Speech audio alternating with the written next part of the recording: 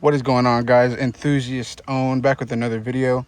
I have a 2005 Acura RSX base auto. Anyways, my issue is that every time I would go and put the key in, that green key light would keep flashing, followed by, if I plugged my OBD2 port in to try and scan why it's not starting, it would say failed to establish a connection.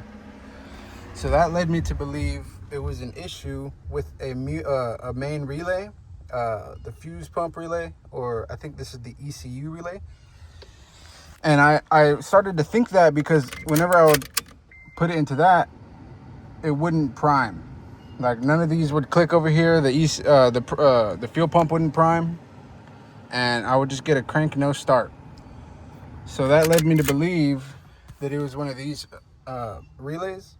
But what it actually was this 15 fuse. See if I can get a better on the right side. So what I did before I knew that, I got a new ECU because I thought it was the ECU.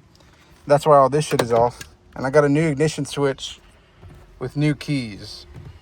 All it was a little fucking fuse.